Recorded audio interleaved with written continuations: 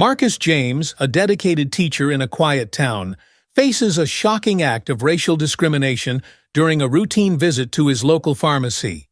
Wrongly accused of fraud, Marcus must decide whether to remain silent or fight back.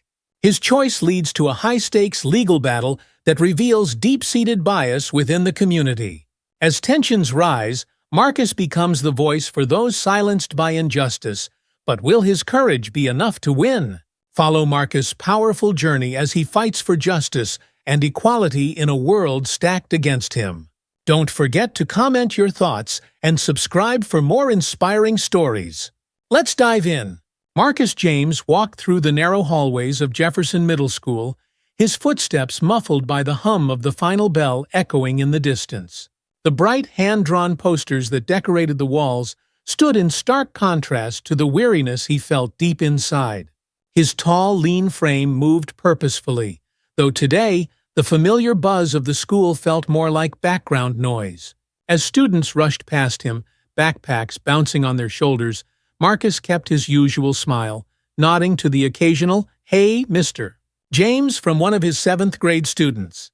Teaching was a calling, something he had fallen into not by chance, but by a deep-rooted desire to help shape the future. Yet lately, even the small joys of teaching seemed harder to grasp. He felt drained, more tired than usual, the weight of his own life pressing down on him. He reached his classroom, a room that reflected years of dedication. The walls were a patchwork of posters and student projects. Maps, quotes from great thinkers, and colorful artwork created a warm, welcoming atmosphere. His students loved the place. He took pride in that. Today, though, Marcus barely noticed as he sat at his desk and thumbed through the stack of papers. His vision blurred slightly, and he rubbed his eyes, trying to focus. For weeks, he'd been feeling off nausea, fatigue, and a strange tightness in his chest that wouldn't go away. He had brushed it off at first, attributing it to stress. After all, it wasn't easy being one of the few black teachers in a small town like Riverton. The microaggressions, the unspoken tension, it all weighed on him.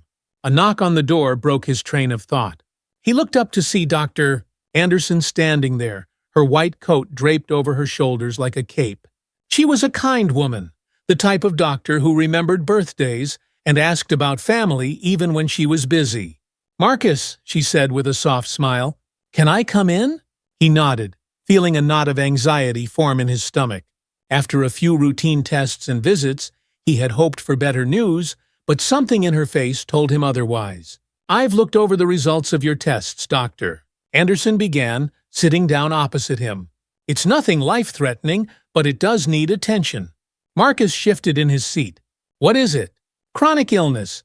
Possibly an autoimmune condition," she explained, her tone gentle. "You'll need medication. Something to manage it." Marcus exhaled, a mixture of relief and worry swirling inside him. He had feared something worse, but the idea of relying on medication for the rest of his life wasn't a comfort either. "I'll send the prescription to Green Hill Pharmacy," she continued. "It's important to start treatment as soon as possible. You've been pushing your body too hard." Marcus nodded, his mind already racing ahead. Green Hill Pharmacy was a local, family-owned drugstore, the kind of place where everyone knew each other. He'd been there before, but today he'd be walking in under different circumstances. He thanked Dr. Anderson, shook her hand, and promised to take care of himself. Yet, as he left the office, something nagged at him, a feeling he couldn't shake. In a town like Riverton, even the simplest things came with complications. The late afternoon sun dipped low, casting long shadows across the sidewalk as Marcus made his way toward Green Hill Pharmacy. The small brick building sat on the corner of Main Street, sandwiched between a diner and a hardware store. It had been a staple of the town for decades, a place where people gathered not just to pick up prescriptions, but to chat about the latest town gossip. For Marcus, it was just another errand. He hoped it would be quick. He stepped inside, the familiar chime of the doorbell ringing as he crossed the threshold. The smell of antiseptic hit him immediately, mixed with the scent of something floral, probably the bouquet of fake flowers perched near the entrance. Behind the counter stood Gary Matthews, the head pharmacist. Gary was in his mid-50s, with thinning gray hair and a face that looked as though it had been permanently set into a frown. He wore a crisp white coat and the air of someone who thought he was always right. Marcus approached the counter, pulling the prescription slip from his jacket pocket. He placed it on the counter with a polite nod. "Hi, I'd like to fill this prescription." Gary glanced at him briefly before looking down at the slip. His eyes narrowed almost imperceptibly as he read the doctor's note. He turned the paper over in his hand, scrutinizing it as if it were written in code. Something in Marcus' stomach clenched. The air in the room felt thick. Gary mumbled, staring at the prescription for what felt like too long. "This doesn't look quite right." Marcus raised an eyebrow. "It's from Dr. Anderson. She just sent it over this morning." Gary didn't look up. "I see that," but he finally met Marcus' eyes, his expression flat and unfriendly. "We've had a lot of fake prescriptions lately." Marcus blinked. "Fake? This isn't fake." Gary shrugged. "You wouldn't believe the lengths some people go to. You'll need to verify it." Marcus clenched his jaw, feeling the tension rise in his chest. "You can call Dr. Anderson. She knows me." Gary stared at him for a long moment, his eyes cold. "I don't have time to do that right now. We're busy." Marcus glanced around. The pharmacy was nearly empty. "I don't have a reason to fill this right now," Gary added, his voice laced with condescension. "You'll need to come back after I verify it." Something snapped in Marcus. He had been here before, not in this pharmacy, not with this man, but in situations just like this. The looks, the assumptions, the dismissals, it was always the same. "Why can't you verify it now?" Marcus asked, his voice low but steady. "It's not that hard." Gary's lips curled into a smirk. "I don't owe you an explanation. You need to leave." Before Marcus could respond, Gary signaled to Paul Davies, the security guard stationed by the door. Paul had been standing there, half paying attention, but now his gaze shifted fully onto Marcus. Paul was a burly man in his 40s, with a buzz cut and a face that suggested he'd rather be anywhere but here. "Paul, escort him out, please," Gary said with a wave of his hand. Paul hesitated for a moment, glancing between Marcus and Gary. He seemed reluctant, but the unspoken order was clear. With a sigh, he approached Marcus. "Look, man," Paul began, his voice quiet. "I don't want to do this, but you gotta go." Marcus stared at him, disbelief and anger mixing inside him. He had done nothing wrong. He just wanted his medication. "I'm not leaving until you call my doctor," Marcus said, turning back to Gary. "This is ridiculous." But Gary was already walking away, ignoring him. Paul reached for Marcus' arm. "Come on, don't make this harder than it needs to be." Marcus pulled his arm back, heart racing. He didn't want a confrontation, but the injustice of it all stung. "I just want my prescription." Paul sighed again, more impatiently this time. "Please, just go." The eyes of the few customers in the store were on him now, their faces a mixture of curiosity and judgment. Marcus felt the weight of their stares, the humiliation creeping in. With a final glance at Gary, who had disappeared into the back room, Marcus exhaled sharply. "Fine," he muttered, turning toward the door. "I'll go." But as he stepped outside into the crisp evening air, a thought lingered in his mind. This isn't over. Later that evening, Marcus sat on the worn leather couch in his living room, staring at the blank television screen. His mind replayed the events at the pharmacy over and over, each time with more anger, more frustration. The sting of humiliation clung to him like a second skin, and no matter how hard he tried to shake it, it wouldn't go away. His phone buzzed on the coffee table, pulling him out of his thoughts. He reached for it and saw a text from his best friend, Darren Scott. "Darren, you okay, man? Haven't heard from you all day." Marcus sighed and typed back. "Marcus, rough day. Got into it at the pharmacy." Almost immediately, Darren responded. "Darren, you need to talk. I can come over." Marcus hesitated for a moment, but then he typed back, "Sure. Come over." 20 minutes later, Darren was sitting across from him, his sharp eyes scanning Marcus' face for answers. Darren was the kind of guy who didn't need to say much to get his point across. As a journalist, he had a knack for reading people, for understanding what lay beneath the surface. "So, what happened?" Darren asked, his voice steady. Marcus told him everything, from Gary's attitude to the way he had been escorted out by Paul. As he spoke, the anger he had been holding in all day bubbled to the surface. "It's not the first time," Marcus said, his voice tight. "Stuff like this, it happens all the time. I'm tired of it." Darren nodded, his expression hardening. "Yeah, I know. But you can't let this one slide, Marcus. This is exactly the kind of thing we need to call out." Marcus exhaled, leaning back against the couch. "I don't know, man. What good would it do? They'll just say it wasn't about race." "They always do. But you and I both know it was," Darren shot back, his eyes intense. "You can't stay silent." "Not this time." Marcus looked away, his mind swirling with memories of past injustices. He had fought back before once in college when a professor had made a racist comment in class. It had taken months to get any kind of apology, and even then, it had been half-hearted. The whole ordeal had left him drained. But Darren was right. This wasn't just about him. It was about everyone who had been in his shoes, who had faced the same quiet, insidious racism, and had stayed silent because it was easier. Marcus clenched his fists. "I'll file a complaint. I'll call the corporate office." Darren leaned forward, his voice firm. "And if they ignore it, well, go public. I'll help you tell your story." Marcus nodded, feeling a flicker of resolve. He wasn't sure where this would lead, but he knew one thing for certain: he wasn't going to let this go. Marcus stood at the corner of Darren Scott's kitchen, leaning against the worn counter, while his best friend chopped vegetables with a focused, rhythmic precision. The aroma of garlic and onions sizzling in a pan filled the air, offering a strange comfort amid the swirling thoughts in Marcus' head. Darren, with his wire-rimmed glasses perched on his nose, was a man of precision.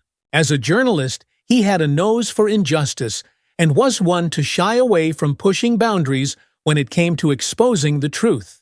But Marcus wasn't sure he was ready for what Darren was suggesting. "You filed the complaint, right?" Darren asked, his voice casual as he tossed a handful of peppers into the pan, the sizzle growing louder. Marcus nodded, the unease settling in his stomach. "Yeah, I called Green Hill's corporate office this morning. They took down my information, said they'd look into it."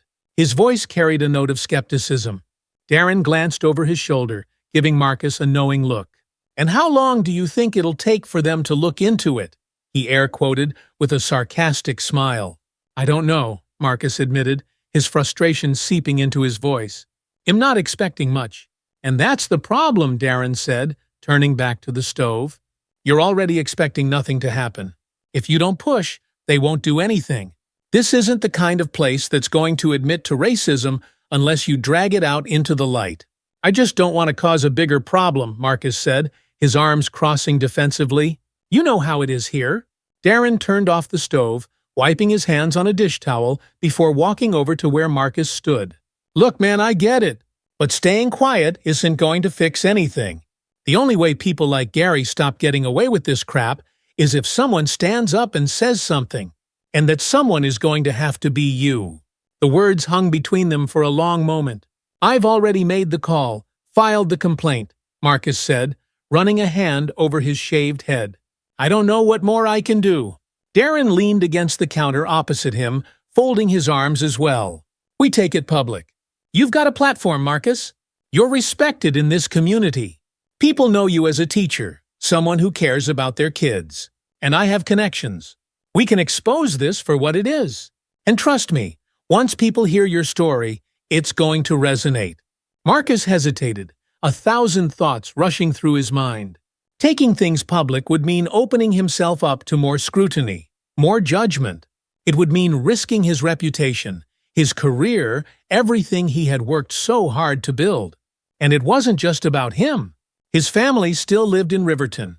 His mother, Elaine, was already protective enough. How would she react when her son's name became a headline?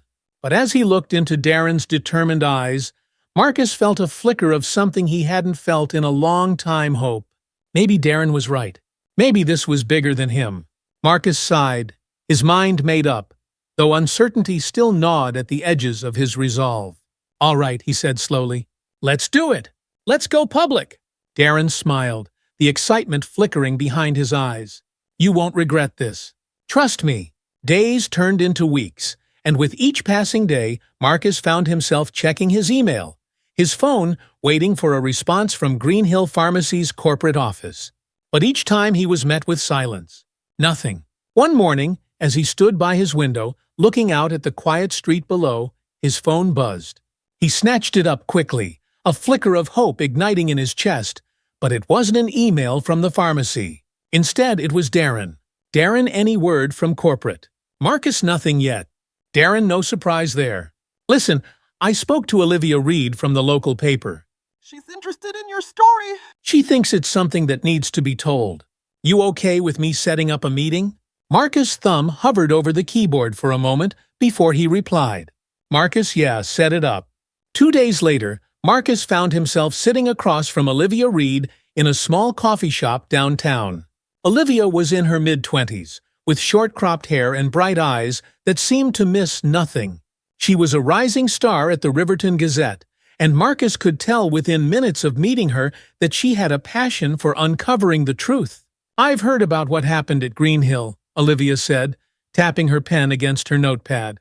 And I have to say, it doesn't surprise me. We've been hearing whispers for a while now about discriminatory practices in local businesses. It's not the first time someone's been profiled. Marcus shifted in his seat. I don't want to make this about me, he said quietly. I just want it to stop. I want to be able to walk into a pharmacy and get my prescription without being treated like a criminal. Olivia nodded. I understand. But your story is important, Marcus. You're a well-known figure in this town. People trust you. If you're willing to speak up, it could make a huge difference. Marcus sighed, glancing out the window. He could see kids playing in the park across the street, their laughter faint but clear. He thought of his students, the young minds he was helping to shape, and he wondered what kind of world they would grow up in. Okay, he said, turning back to her. You'll do it. Let's tell the story. Olivia smiled, scribbling a few more notes in her pad. You won't regret this, she said. People need to hear it. 2 weeks later, Olivia Reed's article hit the front page of the Riverton Gazette. The headline read, Local Teacher Accuses Green Hill Pharmacy of Racial Profiling. The article detailed Marcus' experience at the pharmacy, highlighting the pattern of racial discrimination that seemed to be a systemic issue not only in Riverton, but in small towns across America. Olivia had done her homework, pulling in statistics and expert opinions on the subject of racial profiling, which added weight to Marcus' personal story. Within hours of the article's publication, social media lit up. Comments poured in from all corners, some offering support, others questioning Marcus' version of events. The town's small social circle was buzzing with gossip, and it wasn't long before Marcus began to feel the ripple effects. His phone buzzed with messages from friends, family, and even some former students who had read the article and wanted to express their support. But not all of the feedback was positive. In the days following the article's release, Marcus started receiving hateful messages, anonymous emails and social media comments accusing him of stirring trouble, of playing the race card, of lying to get attention. Each one was like a punch to the gut, and though he tried to brush them off, they lingered in the back of his mind, gnawing at his confidence. One message in particular stood out, sent by an anonymous account on social media. Stop trying to ruin good people's lives with your lies. We don't need troublemakers like you in this town. The words stung, but what bothered Marcus the most was the fear behind them. Was he really making things worse for himself and the people around him? He didn't have much time to dwell on it before Darren called. We're getting attention, Marcus, Darren said. People are starting to talk. Yeah, I've noticed, Marcus replied, his voice heavy. But not all of it's good. That's the nature of the beast, Darren said. When you speak out against injustice, there are always going to be people who push back. But we have the truth on our side. And trust me, the more attention this gets, the harder it'll be for Green Hill to ignore. Marcus sighed, sinking into his couch. I hope you're right, man. I really do. It didn't take long for Green Hill Pharmacy to issue a response.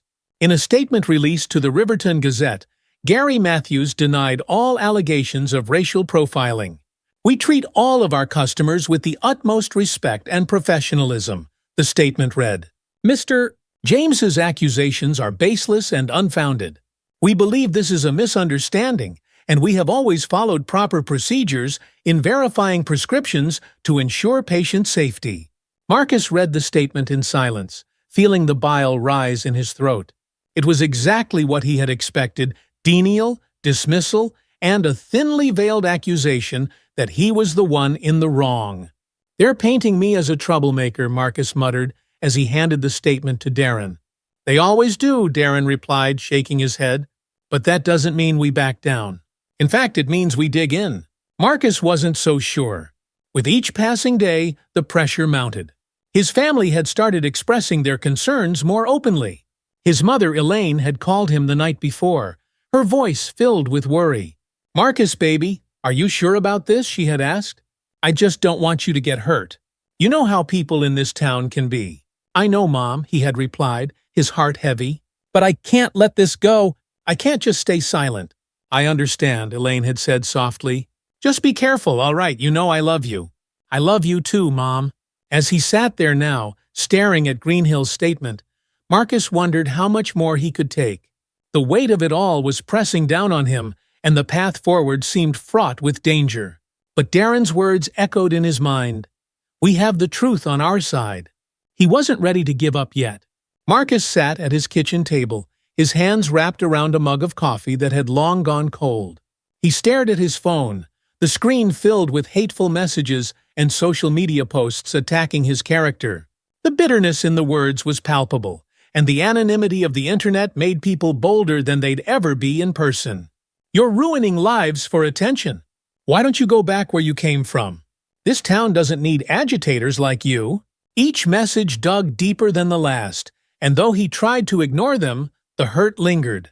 The outpouring of negativity made him feel isolated, as if the town he had called home for years had turned its back on him.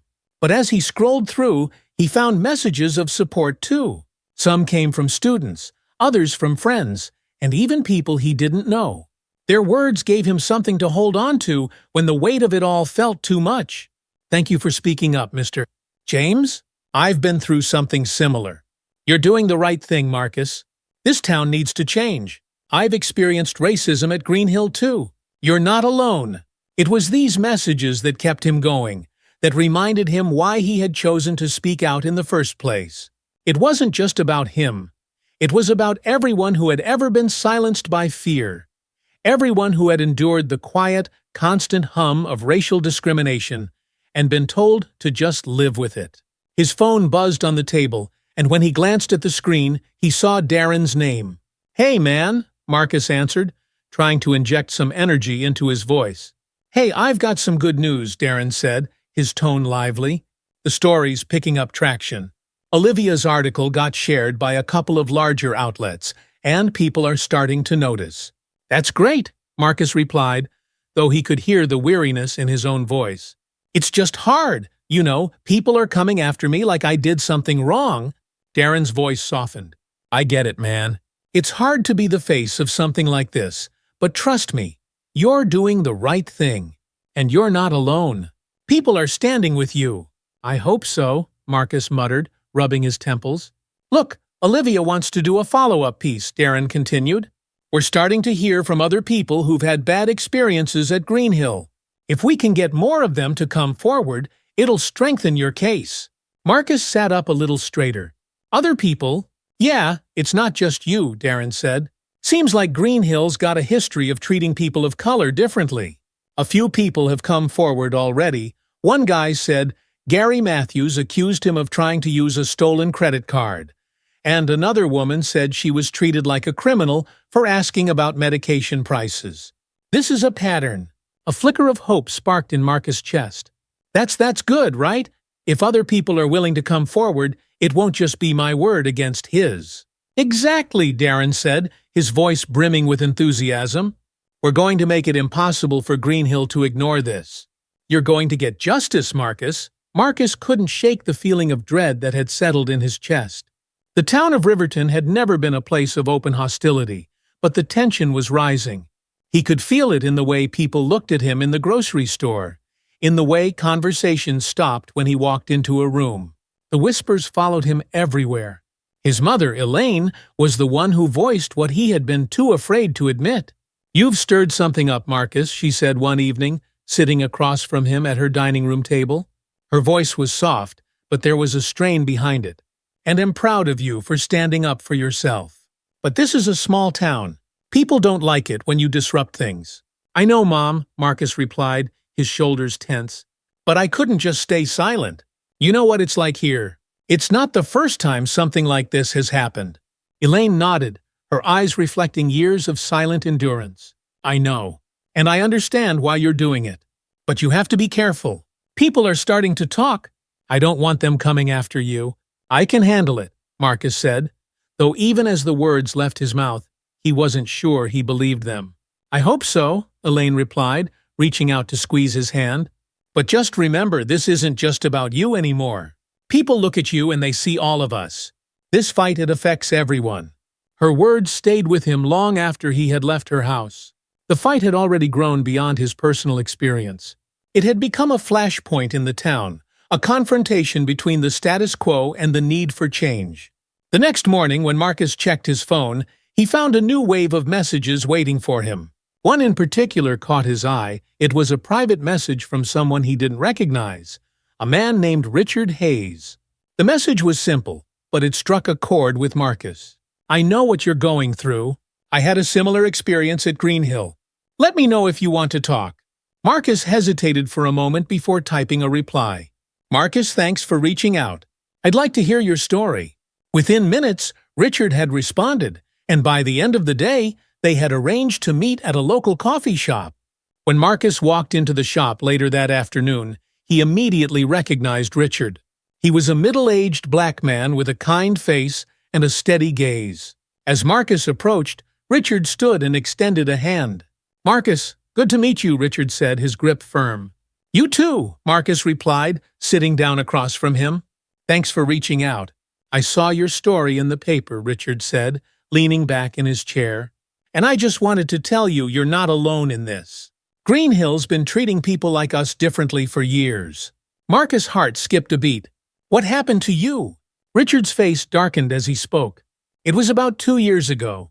I went in to pick up a prescription for my daughter, and Gary Matthews gave me the same treatment he gave you, acting like I was trying to pull something shady.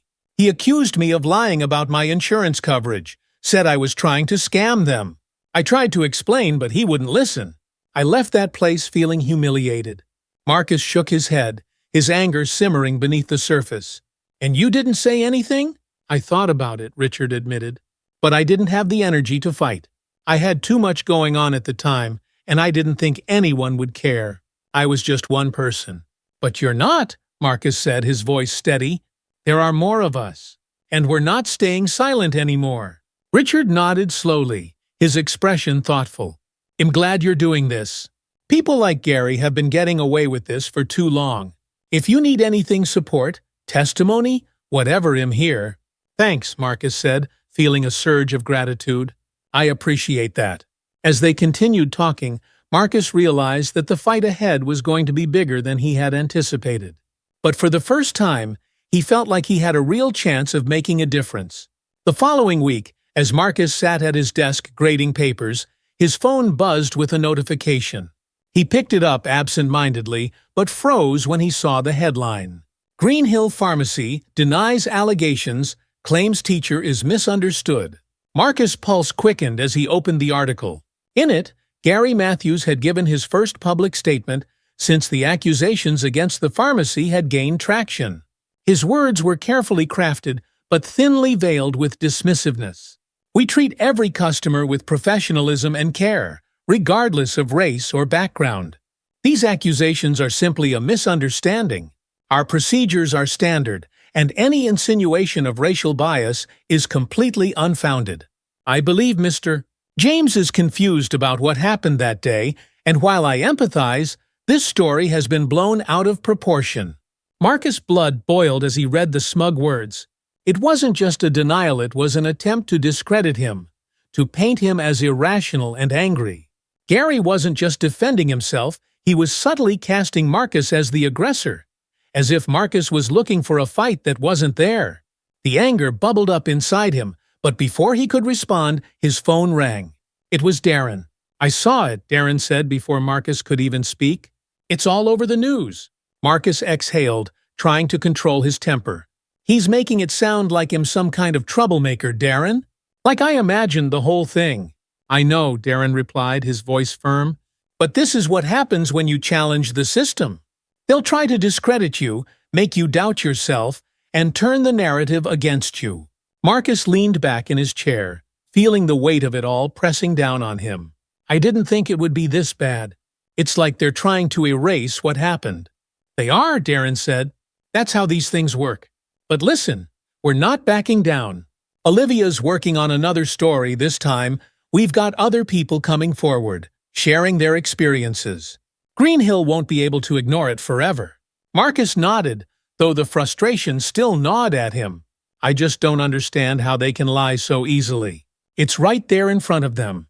"They've been doing it for years, Marcus," Darren said. "But the truth has a way of coming out. Just stay strong." Marcus ended the call, staring at the headline one last time before closing the article. He knew Darren was right, but the fight was starting to feel bigger than he had expected. He wasn't just up against Gary Matthews anymore. He was up against an entire system that had been designed to protect people like Gary. But Marcus wasn't giving up. Not yet. Later that evening, Marcus sat in his mother's living room, the familiar smell of home-cooked meals lingering in the air. Elaine James was in the kitchen, moving between the stove and the countertop, her hands busy, but her eyes distant. Marcus knew that look. She was worried. "Mom, you don't have to keep cooking," Marcus said gently. "I'm fine with leftovers." Elaine glanced at him, her brow furrowed in concentration. "Cooking helps me think," she said simply, stirring a pot of stew. "Keeps my hands busy."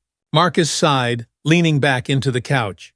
He had come over because he needed comfort, a safe space to breathe. But even here, the tension followed him. "Are you okay?" she asked after a moment, turning off the stove and wiping her hands on a dish towel. "I saw that article today." Marcus tensed. He had been hoping to avoid the topic for a while longer. "Yeah, I'm fine," he replied, though the words felt hollow. "It's just frustrating." Elaine sat down across from him, her eyes soft but filled with concern. "Marcus, I know you're trying to do the right thing. I'm proud of you for standing up for yourself. But I also know how this town works. When people feel threatened, they don't always react well." "I know," Marcus said quietly. "But I can't let this go. I can't let him get away with it."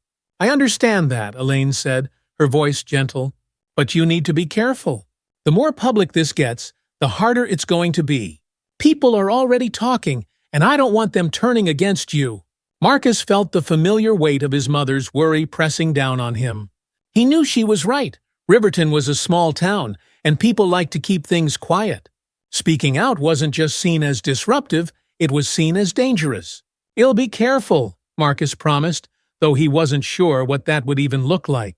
Elaine gave him a small smile, but it didn't quite reach her eyes. "I just want you to be safe. That's all." In the days following Gary Matthews' public denial, the tension in Riverton reached a boiling point. The town seemed to split in two, those who supported Marcus and those who believed Greenhill Pharmacy's version of events. Marcus felt the divide in every interaction. Some of his students' parents would offer a supportive nod when they saw him, while others barely acknowledged his presence. The division wasn't just outside his home either. One afternoon, while visiting his mother, Marcus overheard a conversation between two of Elaine's friends. "I just don't see why he's making such a fuss," one woman said, her voice a sharp whisper. "It's not like anyone's life was in danger. He should just let it go." "Exactly," another woman agreed. "We've known Gary for years. He's not the kind of man to be racist. This whole thing is just blown out of proportion."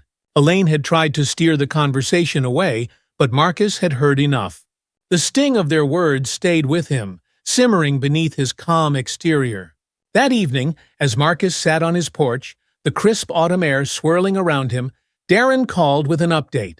"Olivia's got enough for the follow-up piece," Darren said. "She's talked to 2 more people who had similar experiences with Gary Matthews, and one of them is willing to go on record." Marcus felt a flicker of hope. "That's great. The more stories we have, the harder it'll be for them to deny what's happening." "Exactly," Darren replied. And it's not just Green Hill. Olivia's doing some research on pharmacies across the state, and it turns out racial profiling isn't as uncommon as you'd think. This is part of a larger problem, Marcus. Marcus let the words sink in. What had started as a personal battle against injustice was quickly becoming something much bigger. The thought both excited and terrified him.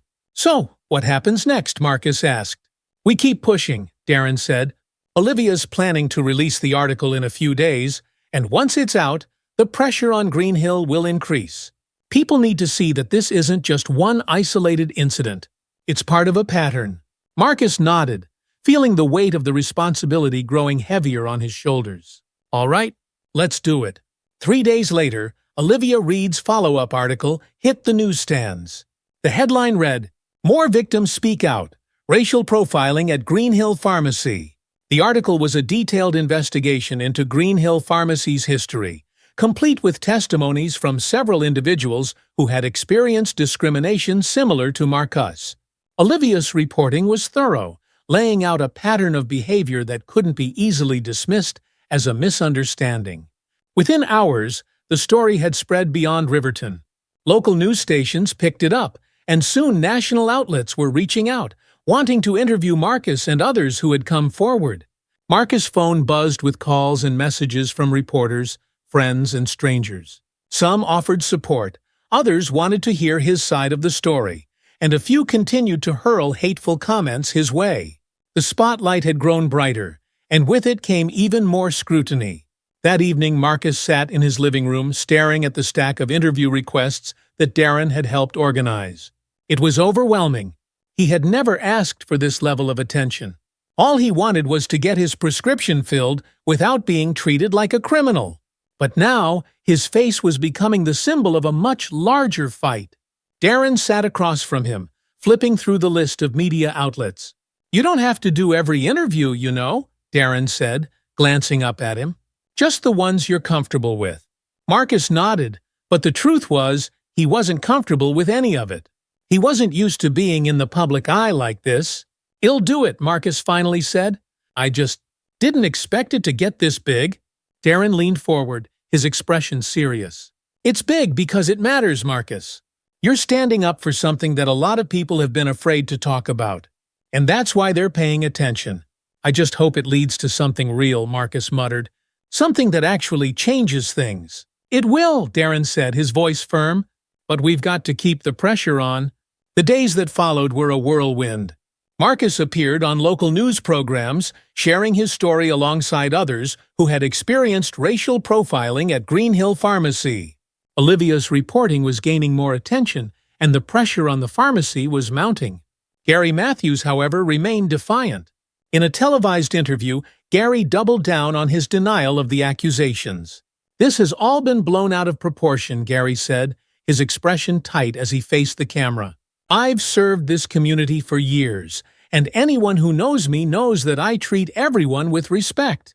These accusations are baseless, and it's a shame that my business is being targeted in this way." But the cracks in his public facade were starting to show. Anonymous whistleblowers began to contact Olivia, revealing internal emails that suggested Gary had, in fact, made derogatory comments about certain customers in the past. The evidence was building, and it was looking good for Green Hill Pharmacy. For Marcus, the growing momentum was both a blessing and a curse. While he was glad that the truth was finally coming out, the emotional toll was becoming harder to bear. The constant media attention, the online harassment, and the pressure from all sides were wearing him down. One evening, after a particularly difficult interview, Marcus sat alone in his living room, the weight of it all pressing down on him. He had come so far, but at what cost his life had been turned upside down. And though he knew he was fighting for something bigger than himself, the exhaustion was starting to take its toll. As he sat there, his phone buzzed with a message from Darren. "Darren, we're getting close, man. Don't give up." Marcus stared at the message for a long moment before typing a simple reply. "Marcus, I won't." But even as he sent the message, the doubt lingered. The cold wind whipped through Riverton as Marcus stepped out of his car and approached the modest red-brick law office of Sarah Collins. He could feel the tension coiling in his chest, a weight that had been building for weeks. Darren had insisted that Marcus meet with Sarah, a well-known civil rights attorney with a reputation for taking on cases just like his. As Marcus entered the building, the warmth from the space inside did little to ease his nerves. The receptionist greeted him with a polite smile and motioned for him to take a seat. Moments later, Sarah Collins emerged from her office, her sharp features softened by a welcoming smile. "Mr. James," she asked, extending her hand. "I'm Sarah Collins. It's a pleasure to meet you." Marcus shook her hand, appreciating the firmness of her grip. She was in her mid-40s, with a professional but approachable demeanor. Her dark curly hair was pulled back into a neat bun, and her tailored suit gave her an air of authority without being intimidating.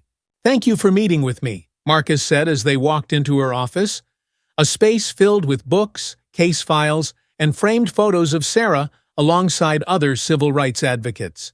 "Please, have a seat," Sarah said, motioning to the chair in front of her desk. She sat across from him, her eyes focused but kind. "I've read through Olivia Reed's articles, and I've followed your story closely. I'm really glad you reached out. This is a case that needs to be fought." Marcus felt a flicker of relief. "I wasn't sure how far I could take this," he admitted. "It feels like I'm up against something too big to handle." Sarah nodded, her expression understanding. "I hear that a lot from clients who come to me after experiences like yours. But Marcus, what happened to you isn't just about one bad pharmacist or one incident. This is about systemic racism in places where people think they can get away with it because no one's holding them accountable." Marcus exhaled slowly, trying to push away the doubts that had been gnawing at him. "So what can we do?" "We'll start by filing a formal lawsuit," Sarah explained, her voice clear and steady. "We have strong grounds for a discrimination case, especially now that we have multiple testimonies from other customers who've had similar experiences at Green Hill. I'm confident we can make a case that this isn't an isolated incident, but part of a broader pattern of racial bias." "Won't that be expensive?" Marcus asked, his concern evident. He was already under enough financial stress just dealing with the emotional toll of the situation. Sarah smiled reassuringly. "I'll be taking your case pro bono," she said. "I believe in this fight, Marcus. And I believe in you. Together, we can send a message, not just to Green Hill Pharmacy, but to every business that thinks they can treat people of color differently." Marcus felt a rush of gratitude, his relief evident as his shoulders relaxed slightly. "Thank you," he said softly. "I didn't know where else to turn." "You're not alone in this," Sarah said, leaning forward, her eyes fierce with determination. "And we're going to make sure Green Hill Pharmacy knows that." A week later, the lawsuit was officially filed. The filing of the lawsuit made headlines in Riverton and beyond. As more media outlets picked up the story, Marcus' face became a symbol of resistance against systemic racism in small-town America. The lawsuit, however, brought with it a new wave of backlash. On social media, the vitriol was impossible to ignore. People who had never met Marcus, people who had no understanding of the deeper issues, flooded his inbox with hateful messages. "You're just looking for a payout. Stop playing the victim. Why are you making this about race? It's just a misunderstanding." The constant harassment began to take its toll. At first, Marcus tried to ignore the messages, blocking the worst offenders, but the anger in the words cut deep. It wasn't just strangers online. Either some people in Riverton had started treating him differently in person.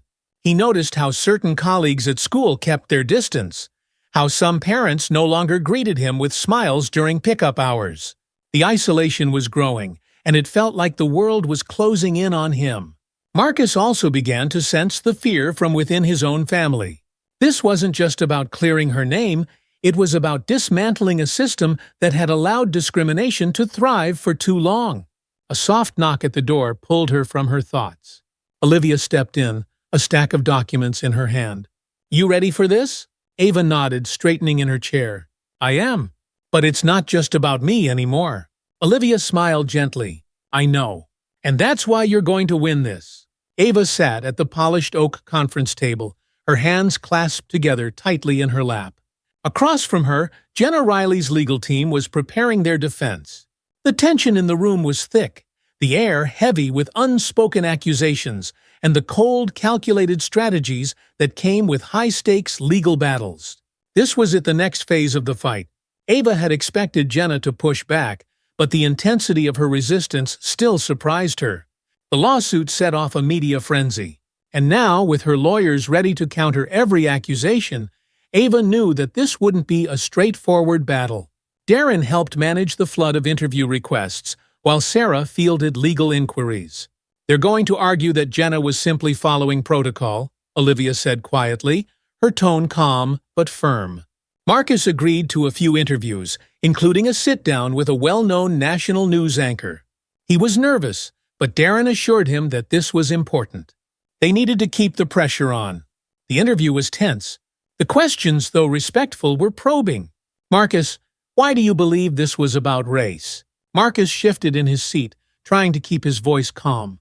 "Because it's not the first time something like this has happened," he said. "I've been followed in stores, stopped by security guards, and treated like a criminal for just existing. This time, though, I decided I couldn't stay quiet. I just wanted to get my prescription filled, and instead, I was treated like a suspect." The anchor nodded, his expression serious. "Some people say you're overreacting, that this was a misunderstanding. What do you say to them?" "I say that they've never had to walk in my shoes," Marcus replied, his voice steady. "This isn't about one incident. It's about a pattern of behavior that people of color face every day. We get scrutinized, questioned, and dismissed just for being who we are. And that needs to change." The interview ended on a powerful note, with Marcus' words hanging in the air like a challenge to anyone who would dismiss his experience. But as the interview went live, the backlash intensified. The messages of support were drowned out by an avalanche of hate. People accused Marcus of seeking fame, of fabricating the whole story for attention. Even some of his closest friends began to distance themselves, uncomfortable with the public attention the case had brought to their small town. The pressure was unbearable. Marcus felt as though he were being crushed under the weight of expectations his own, his community's, and the nation's. He hadn't asked to be a symbol, but now he was one, and the burden was overwhelming. As the legal battle moved forward, Marcus found himself spiraling. The stress of the lawsuit, the media attention, and the constant harassment were pushing him to his breaking point. He couldn't sleep. His appetite disappeared. Anxiety gnawed at him relentlessly. One afternoon, after a particularly rough night, Marcus sat in Sarah's office for a strategy meeting. Darren was there too, sitting beside him as Sarah went over the latest developments in the case. But Marcus could barely focus on what she was saying. His mind was elsewhere, his thoughts consumed by the endless barrage of hate he had been facing. Marcus, Sarah's voice broke through his haze. "Are you with us?" Marcus blinked, realizing that both Sarah and Darren were looking at him expectantly. "Sorry," he muttered. "I'm just tired." Sarah's expression softened. "I know this is hard, Marcus, but we're making progress. Gary Matthews is starting to crack under the pressure. We've found internal emails from Green Hill's corporate office that show they were aware of complaints about racial discrimination long before your incident." "That's great," Marcus said, though his voice lacked the enthusiasm he might have felt under different circumstances. I don't know how much more I can take." Darren placed a hand on Marcus' shoulder. "You're doing great, man. We're almost there. Just hang in a little longer." But Marcus wasn't sure he could. The pressure was too much, and the cracks in his resolve were starting to show.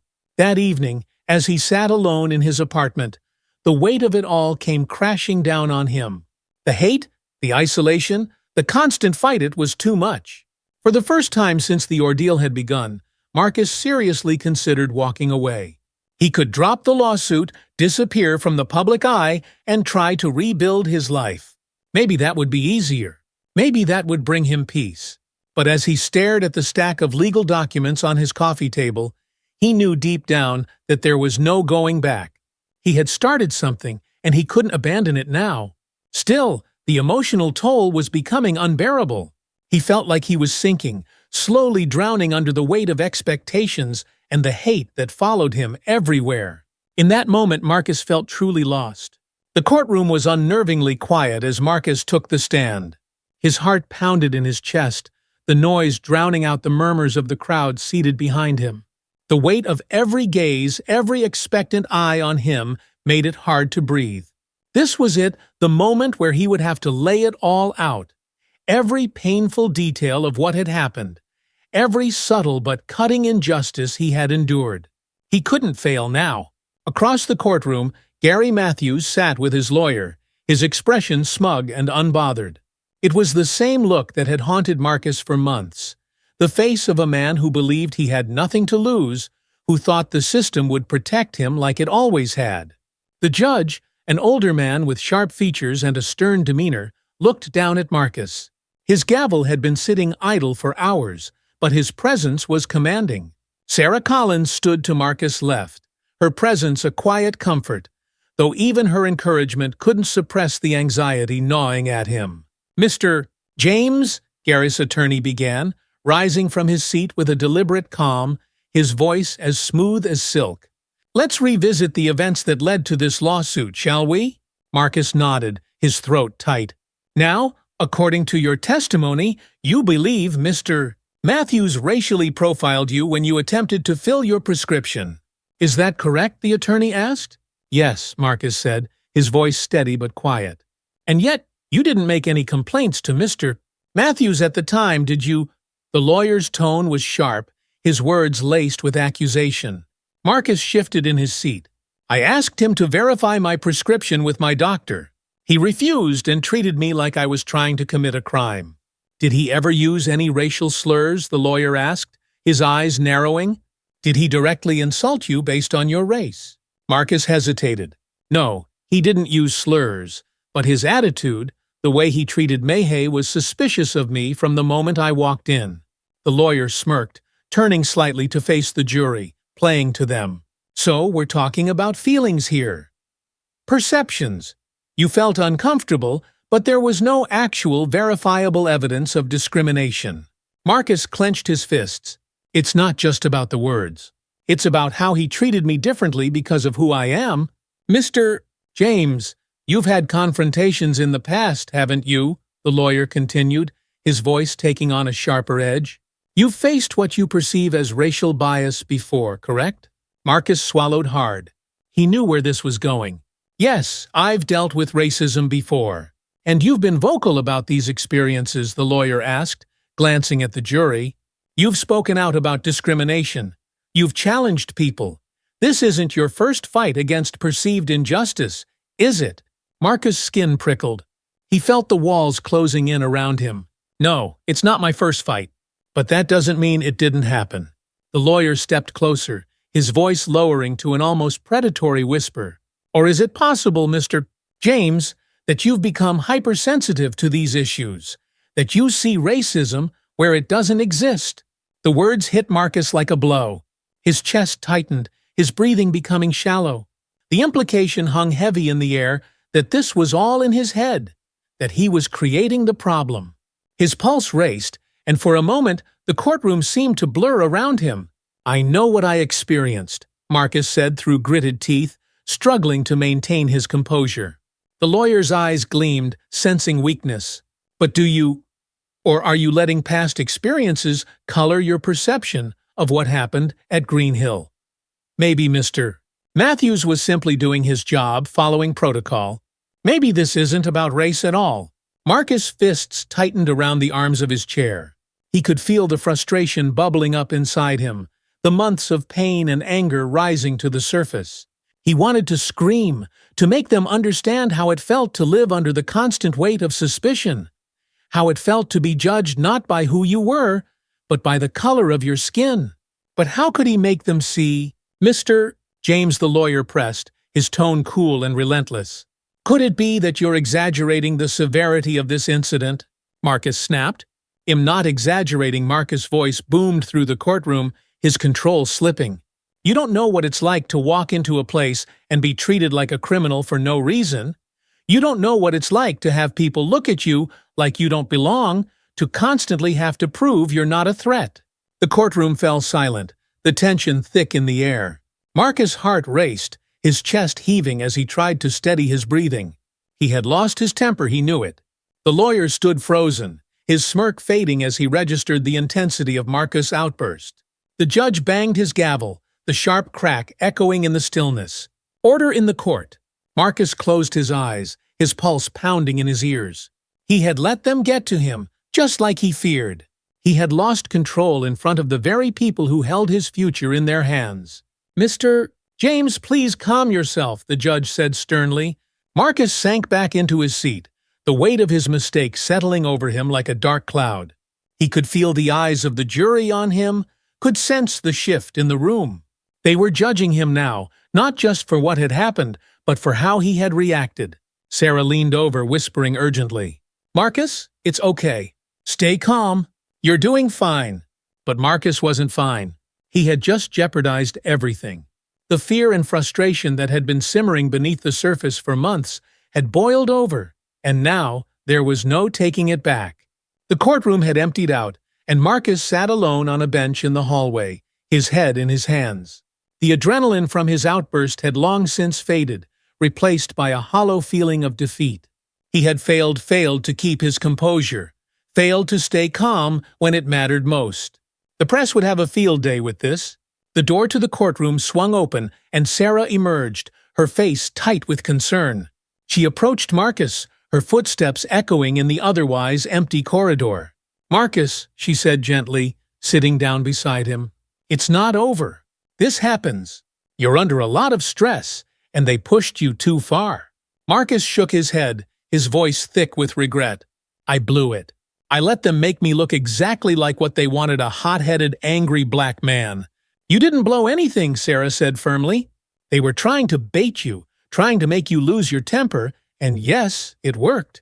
But that doesn't mean we've lost. We still have the facts, we still have the evidence, and we still have the truth on our side." Marcus stared at the floor, his mind racing. I don't know how much more of this I can take. Every time I think we're getting somewhere, it feels like I'm sinking further." "You're stronger than you think," Sarah said, her voice softening. "I know this is hard, but you're not alone. We're all in this with you." Marcus glanced at her, the exhaustion evident in his eyes. "I'm just so tired, Sarah. Tired of fighting." Sarah gave him a sympathetic smile. "I know, but we're close. We're getting to them. You saw how rattled Gary Matthews was today. He knows the walls are closing in on him." Marcus exhaled slowly, his shoulders sagging. He had wanted to believe that they were close to a breakthrough, but after today, it felt like all the progress they had made had been undone. "I need some time," Marcus said quietly. I need to get my head straight." Sarah nodded, understanding. "Take whatever time you need. But remember, we're not done fighting. This is far from over." Marcus gave her a weak nod, but the doubt still lingered. He wasn't sure how much fight he had left in him. The days following the courtroom incident were a blur for Marcus. He withdrew from the public eye, retreating into the quiet of his home, trying to make sense of everything that had happened. He spent hours sitting on his porch, staring out at the street, lost in thought. The anger that had boiled over in court had left him drained, emotionally and physically. Darren stopped by one evening, sitting beside Marcus in silence for a long time before speaking. "You did what anyone in your position would have done," Darren finally said, his voice gentle. "They tried to push you, and they got what they wanted. But that doesn't change the truth, Marcus." Marcus didn't respond at first, his mind too cluttered with doubt. "It's just everything is falling apart, man. The media's spinning it like I'm unstable, like I'm the problem. I'm losing control of my own story." "You're not," Darren insisted. "You're just in the middle of the storm right now. It's ugly, it's brutal, but you're still standing. And we're not letting you fall." Marcus sighed, feeling the exhaustion seep into his bones. "I just want this to end." "It will," Darren said. "And when it does, you'll be on the right side of history. People will remember you as the man who stood up and fought back when everyone else told him to stay quiet." The words resonated with Marcus, but the road ahead still seemed impossibly long. He wasn't sure how much more he could take, but for now, all he could do was take it one day at a time. The days following Marcus' emotional outburst in court were some of the hardest he had ever faced. The media latched onto his breakdown, twisting the narrative to paint him as an unstable agitator rather than a victim of discrimination. Headlines screamed sensationalized versions of the truth.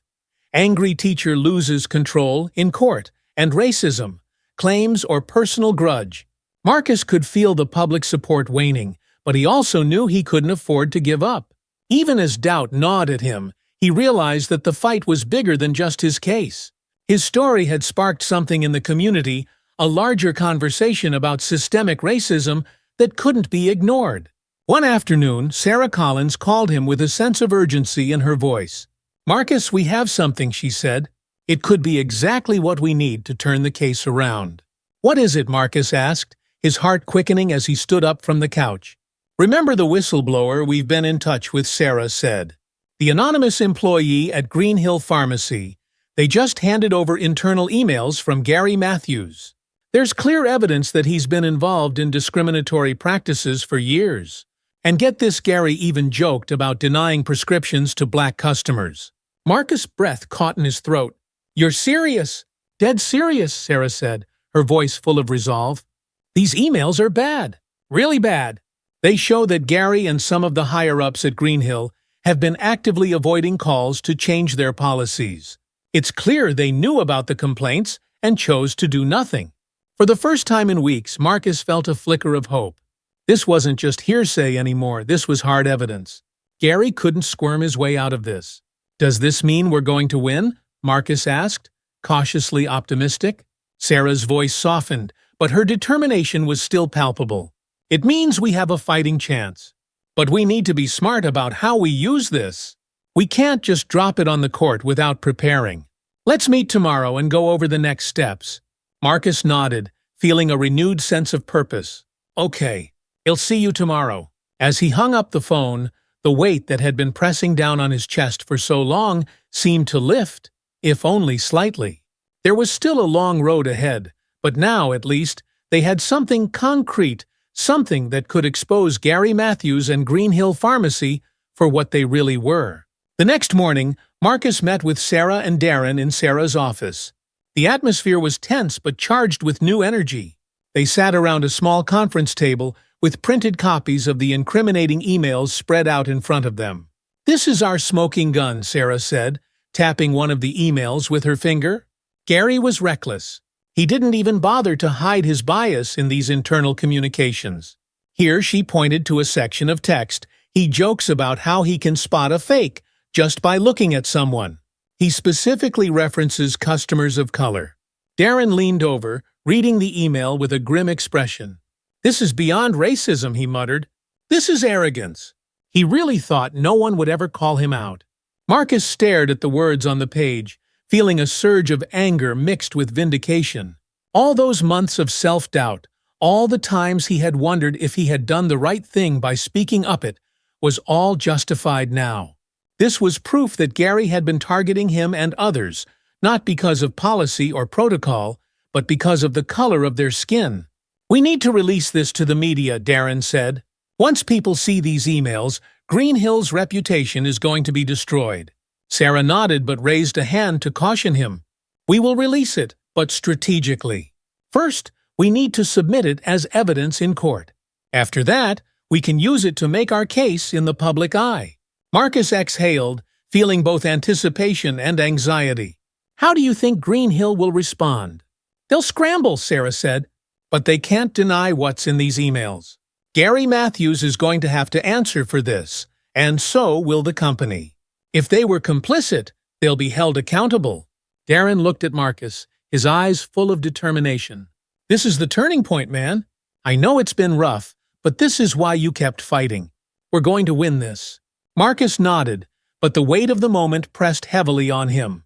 Winning wasn't just about the courtroom anymore, it was about justice for everyone who had been treated the way he had. And it was about dismantling a system that allowed people like Gary to thrive. The next week, armed with the new evidence, Sarah presented the incriminating emails to the court. The mood in the room shifted as soon as Sarah laid out the details: Gary's jokes, his refusal to follow up on complaints, and the internal culture that allowed this discrimination to persist for years. The tension was palpable as Gary Matthews sat in silence, his face pale as the emails were read aloud. For the first time since the trial began, Marcus saw a crack in Gary's smug exterior. The arrogance was gone, replaced by a nervous twitch in his jaw. "This," Sarah said, her voice steady and clear, "is the reality of what my client and so many others have experienced at Greenhill Pharmacy. It's not just about a single incident, about a pattern of racial discrimination that has been allowed to thrive unchecked." Gary's lawyer tried to downplay the emails, suggesting they were taken out of context or were meant as private jokes between colleagues. But the damage was done. The jury was visibly unsettled, and even the judge looked uncomfortable as the full scope of the emails was laid bare. As the day's proceedings drew to a close, Marcus felt a glimmer of triumph. It wasn't over yet, but for the first time, he felt like the tide was turning in his favor. Outside the courtroom, reporters swarmed Marcus, Sarah, and Darren. Microphones were thrust in their faces, and questions were shouted from all directions. But Marcus was calm, measured in his responses. "I didn't want it to come to this," Marcus told the reporters, his voice firm. "All I wanted was to be treated with the same respect as any other customer." But Gary Matthews made it clear, through his actions, and now through his own words, that he sees people like me as less than. "This isn't just about me anymore, it's about making sure this kind of discrimination doesn't continue unchecked." The media frenzy continued, but this time Marcus wasn't just on the defensive. The public, now fully aware of the truth, began rallying around him. Social media lit up with calls for justice, and more people came forward with their own stories of discrimination at Greenhill and other establishments like it. With the court now fully aware of the scope of Gary Matthews' discriminatory practices, Greenhill Pharmacy's corporate office went into full crisis mode. Within days, the company released a public statement. "Greenhill Pharmacy does not tolerate discrimination of any kind. We are deeply disturbed by the recent revelations involving one of our employees, and we are committed to taking immediate action to rectify the situation. Mr. Matthews has been suspended pending further investigation, and we will be implementing mandatory bias training across all our locations." The statement was a clear attempt at damage control, but it was too little, too late. The damage had been done. Gary's actions had dragged Greenhill's name through the mud, and the public outcry was fierce. Marcus read the statement on his phone, shaking his head. Now they want to act like they care. Darren, sitting across from him at a caf, nodded in agreement. "It's typical. They're scrambling to save their reputation. They let this happen for years," Marcus said bitterly. "They knew what was going on, and they didn't do anything. And now they're paying for it," Darren replied. The court of public opinion isn't on their side anymore. As more people came forward, Greenhill's corporate office faced increasing pressure to make sweeping changes. Advocacy groups began calling for an independent investigation into Greenhill's practices, and Marcus' story became a rallying cry for a larger movement against racial discrimination in healthcare. 2 weeks later, the court reconvened for closing arguments. Sarah delivered a powerful speech, laying out the clear evidence of discrimination and the harm it had caused Marcus and countless others. Gary Matthews' lawyer, now visibly rattled, tried to argue that the emails were misinterpreted and that there was no solid proof that Marcus' experience was racially motivated. But the jury wasn't buying it. The case had become too big, too public, and the evidence was undeniable. After hours of deliberation, the jury returned with their verdict. Greenhill Pharmacy and Gary Matthews were found guilty of racial discrimination. The court awarded Marcus significant damages, and the judge mandated that Greenhill Pharmacy implement reforms, including the immediate installation of anti-bias training and an independent oversight committee to address any future complaints. Marcus sat in stunned silence as the verdict was read, his heart racing. He had won. After months of battling, of enduring public scrutiny, personal attacks, and emotional exhaustion, he had won. Sarah placed a hand on his shoulder, her smile soft but triumphant. "You did it, Marcus. This is justice." Marcus nodded, tears welling in his eyes. It wasn't just about the money or the verdict, it was about the message they had sent. Racism in all its forms would no longer be tolerated. Not in Riverton. Not anywhere. The weeks following the verdict were a whirlwind of interviews, media appearances, and celebrations. But through it all, Marcus remained grounded. He hadn't fought this battle for fame or recognition, he had fought it for justice, for the countless people who had been silenced for too long. Green Hill Pharmacy, now reeling from the public backlash, had begun its internal overhaul. Gary Matthews had been fired, and the company was scrambling to repair its image. For Marcus, the victory was bittersweet. He had won, but the fight for equality was far from over. There were still countless battles to be fought, and the road ahead was long. One evening, as Marcus stood before a crowd at a rally for racial justice, he took a deep breath and began to speak. "This isn't the end," he said, his voice strong and steady. "This is just the beginning. What happened to me at Green Hill happens to people of color every day, in places all across this country. But we have the power to change that. We have the power to stand up and demand justice, to make sure that no one else has to go through what I went through." The crowd erupted into applause, but Marcus knew that the work wasn't done. He would continue to fight not just for himself, but for all those who had been wronged. This victory was one step toward a better, more just world. And Marcus James was ready to take the next one. The courthouse was quieter than Marcus expected on the morning after the verdict, its heavy doors and marble floors reflecting none of the energy that had filled it just days before. The constant buzz of reporters, the tension in the air, it was all gone now, replaced by an eerie stillness. It was as if the storm had passed, leaving Marcus standing in the calm aftermath, unsure of what came next. The victory still felt surreal. Marcus had replayed the moment the judge delivered the verdict in his mind countless times since, trying to fully absorb the fact that they had won. But the rush of relief that came with the announcement had been followed by a deeper, more complex mix of emotions: exhaustion, pride, and even a quiet sadness. He had fought so hard for so long that he wasn't sure how to just stop.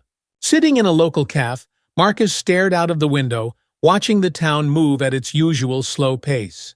For all the noise his case had made, Riverton looked unchanged. The same familiar streets, the same old shops, and the same people passing by on their daily routines. It was strange to think that for a brief moment the entire country had been watching this little town, paying attention to his story, his fight. But Marcus knew the fight wasn't over, not by a long shot. His phone buzzed on the table. It was Darren. "Hey man, you doing okay?" Darren's voice was full of concern. Marcus hesitated before answering. "Yeah, I think so.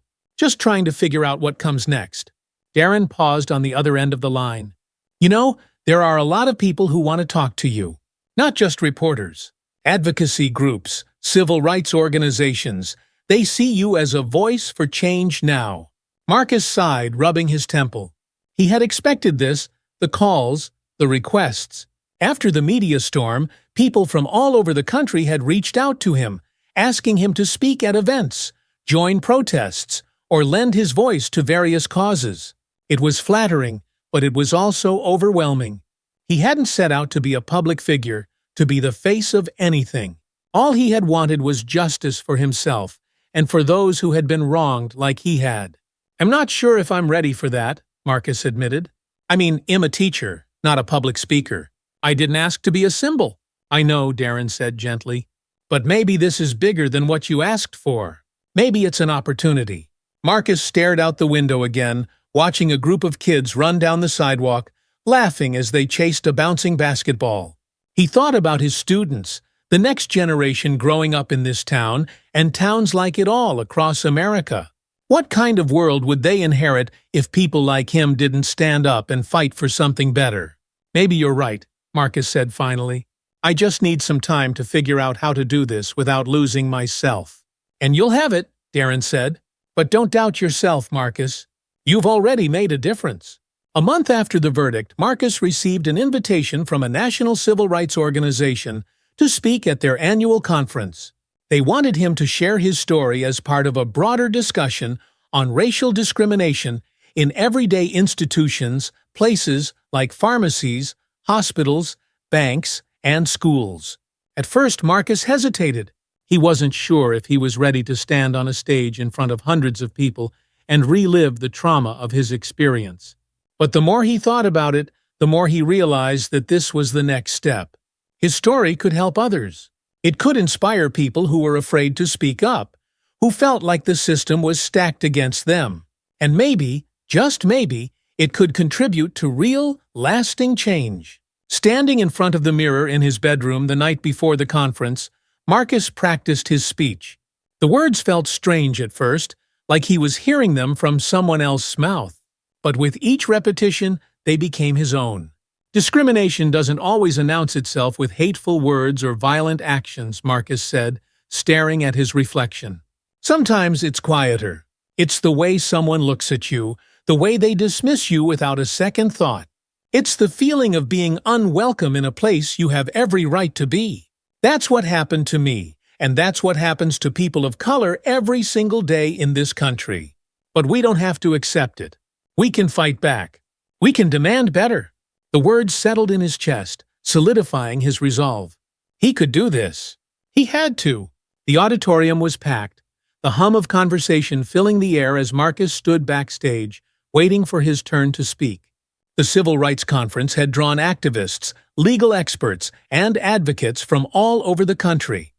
And Marcus had been given one of the key speaking slots in the afternoon. He could feel the nerves building in his stomach, but this wasn't about him anymore. It was about something much bigger. As the MC introduced him, Marcus stepped onto the stage, the bright lights momentarily blinding him. The applause that followed his introduction was loud, but Marcus barely heard it. His heart was pounding, and his hands were clammy, but he kept his head high as he approached the microphone. "Good afternoon," Marcus began, his voice slightly shaky but growing stronger with each word. "I'm here today because, like so many of you, I know what it feels like to be treated as less than. To be judged not for who I am, but for the color of my skin. To be dismissed, disrespected, and dehumanized by people who think they can get away with it." He paused, letting the words settle over the crowd. He could see faces looking up at him with expressions of empathy, of understanding. They knew. They had lived it too. "My story is just one of many," Marcus continued.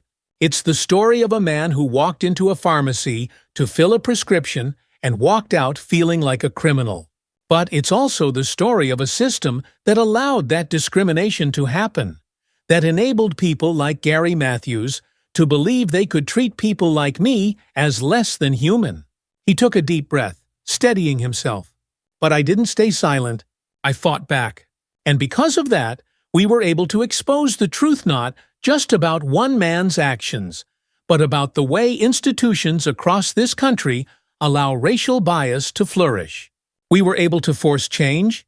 The crowd was silent, hanging on his every word.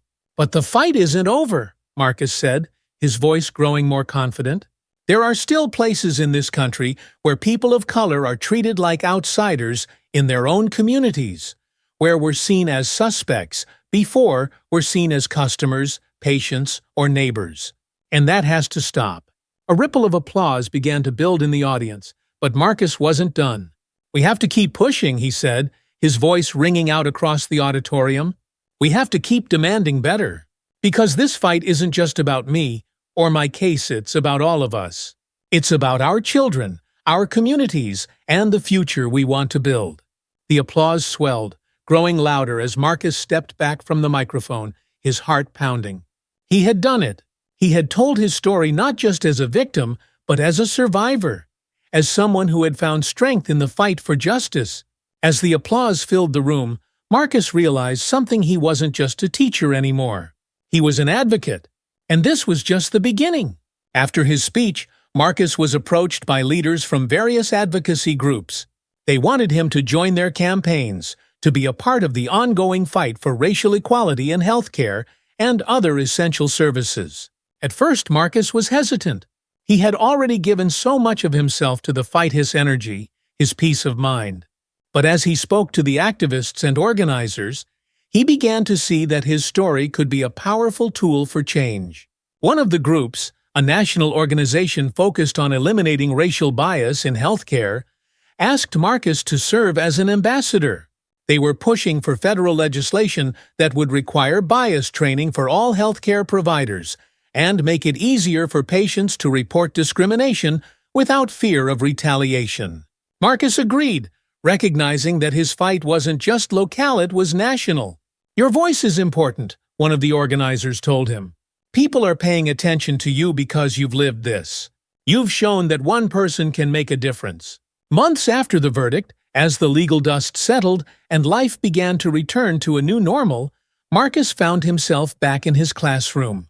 His students had followed his story in the news, and many of them looked at him differently now, not just as their teacher, but as someone who had fought for something bigger than himself. One afternoon, as he stood at the front of the classroom, a student raised her hand. "Mr. James?" she asked, her voice full of curiosity. "Why did you keep going, even when it got so hard?"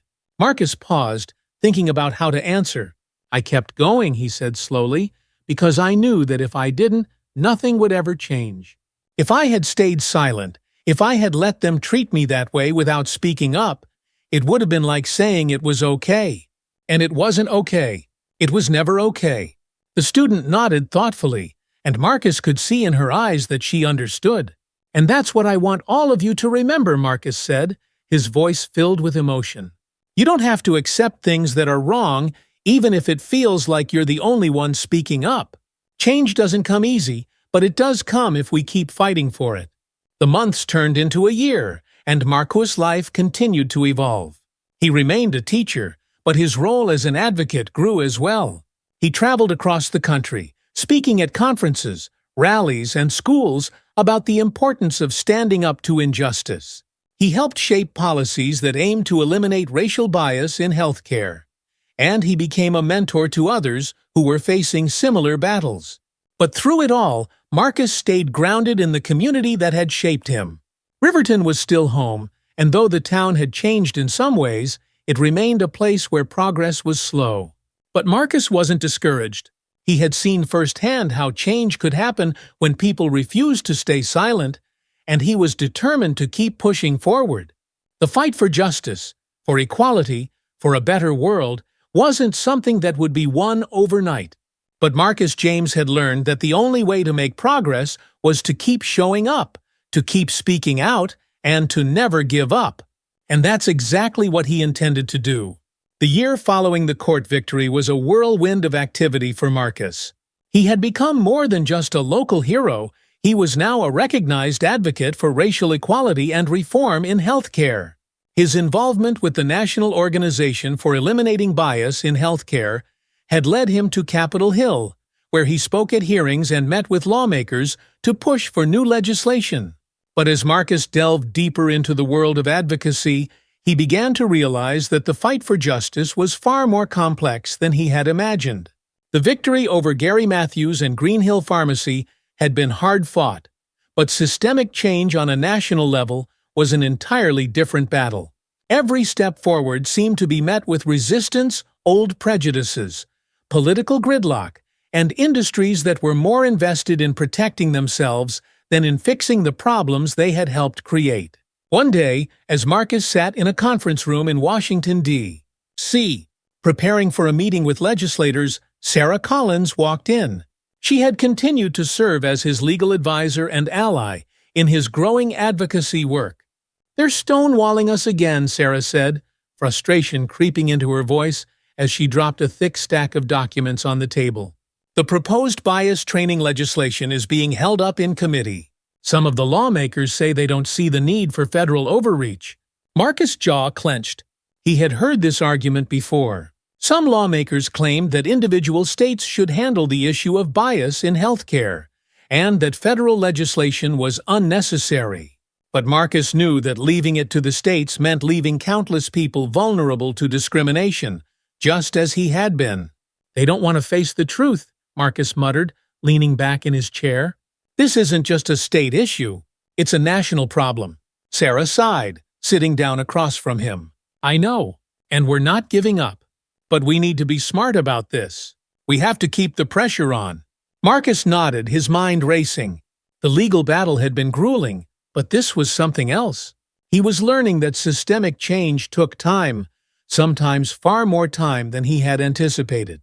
But as frustrating as it was, Marcus knew they had no choice but to keep pushing forward. "Well, keep going," Marcus said firmly. Well, bring more people in, gather more stories, more evidence. We'll make it impossible for them to ignore us. Sarah smiled, though it was tinged with weariness. That's the spirit. Back in Riverton, Marcus found solace in his old routines. Teaching had always been his passion, and despite his newfound role in advocacy, he made sure to stay connected with his students. The classroom had always been a place where he felt he could make a direct impact on the next generation. And now, more than ever, he knew how important that was. But even in his small town, the effects of his work were starting to ripple. His case had brought attention to the way racial discrimination was being quietly perpetuated in everyday places like pharmacies and hospitals. Local organizations had started to push for change in their own ways, from town hall meetings to community workshops aimed at addressing bias in local businesses. One Saturday morning, Marcus attended a community forum hosted by the Riverton City Council. The room was filled with people of all ages and backgrounds, all eager to discuss the issue of systemic racism and how it affected their town. Marcus had been invited to speak, but he was more interested in listening to what others had to say. A young woman stood up, her voice trembling slightly as she addressed the room. "I've lived here my whole life," she said, "but sometimes it feels like I don't belong. People look at me differently because of how I look, because of where my family is from. And I'm tired of feeling like I have to prove myself just to exist in this town." The room was silent, the weight of her words hanging in the air. Marcus felt a familiar pang of recognition. He knew that feeling, the quiet, persistent sense of being out of place in a town that didn't always welcome people like him. When the woman sat down, Marcus stood up. "I understand what you're feeling," he began, his voice steady but filled with emotion. "I've been there. But here's what I've learned: change doesn't come from staying silent. It comes from speaking up, even when it feels like no one is listening. That's what we're doing here today. We're making sure people hear us." The audience nodded, murmurs of agreement rising from the crowd.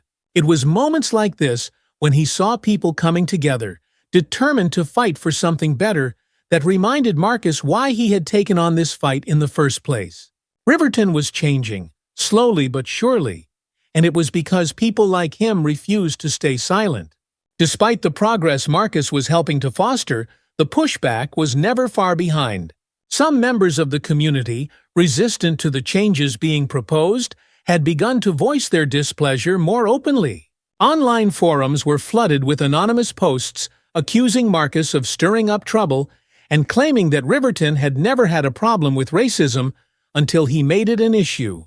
One evening, as Marcus scrolled through his phone, he came across a particularly hateful comment. "Why is Marcus James trying to ruin this town? We never had issues like this before he started his crusade. Maybe he should focus on teaching instead of playing the victim."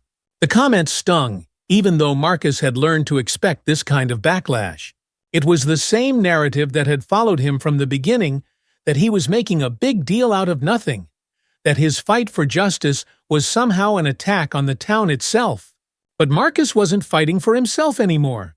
He was fighting for the students who looked up to him, the people of color in his community who had felt invisible for too long, and the countless others across the country who faced the same struggles. He put his phone down, determined not to let the negativity drag him down. He had come too far to turn back now. The next morning, Marcus met with Darren for coffee. They had stayed close throughout the entire process, and Darren had continued to write about Marcus' journey, documenting not just the legal battle, but the larger movement it had sparked. "I saw the comment section on that article you wrote," Marcus said, his tone grim.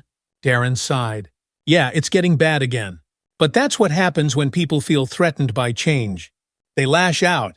It just feels like no matter how much progress we make, there's always someone trying to pull us back," Marcus said, stirring his coffee absent-mindedly. Darren nodded. "That's how it works, unfortunately.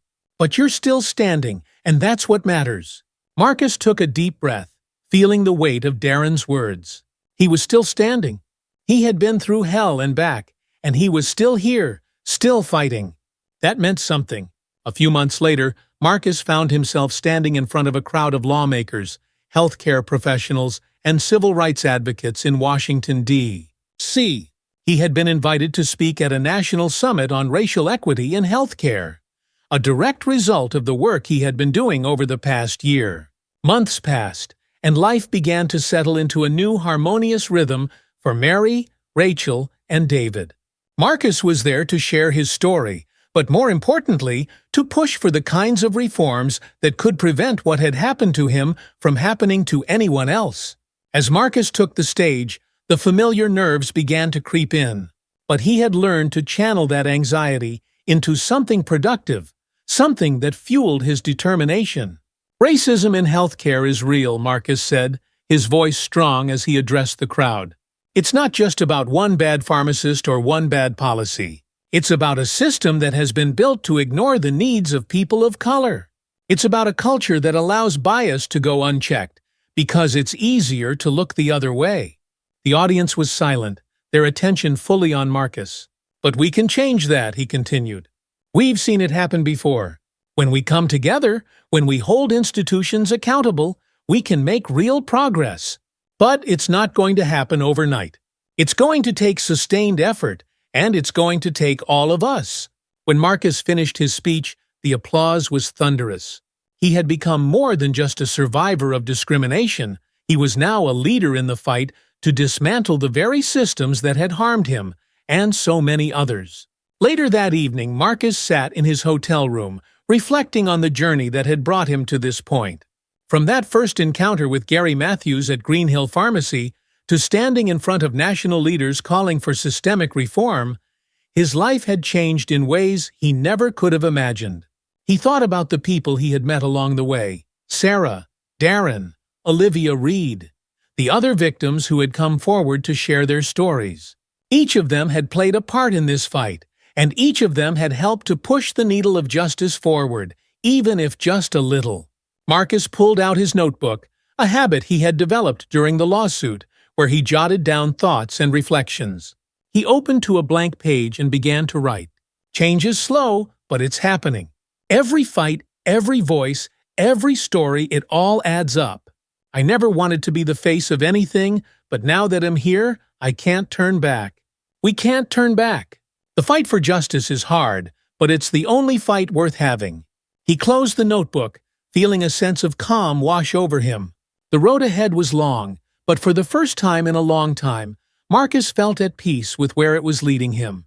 The more Marcus involved himself in national advocacy, the more he realized that systemic change required collaboration between different sectors of society. The fight for racial justice in healthcare couldn't be won by lawsuits alone, needed the engagement of doctors, nurses, policymakers, and, most importantly, the communities that had been most affected.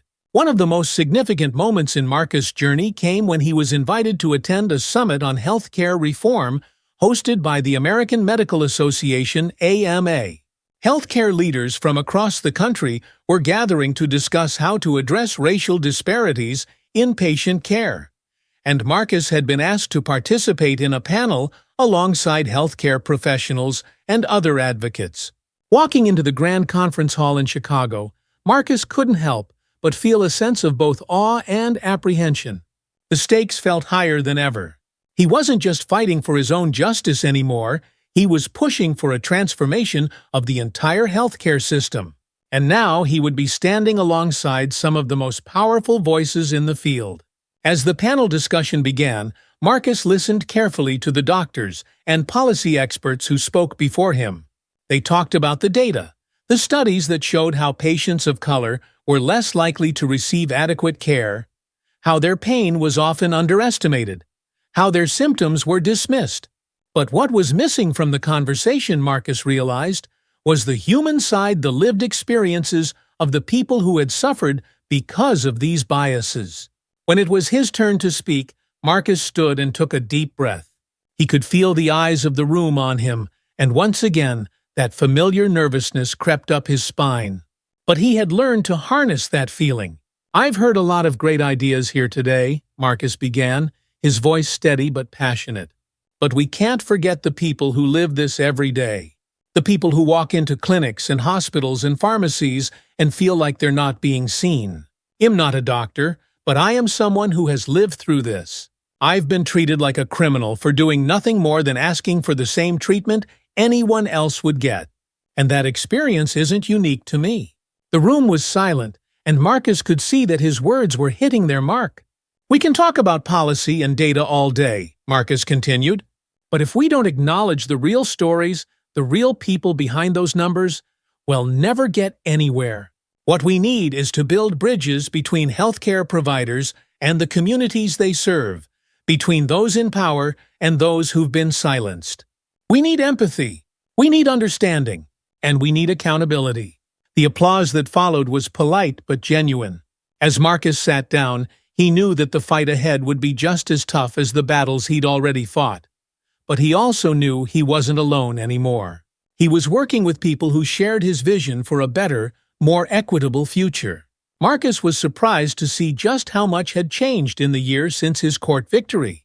The small town had started its own conversations about racism, spearheaded by local leaders and community groups.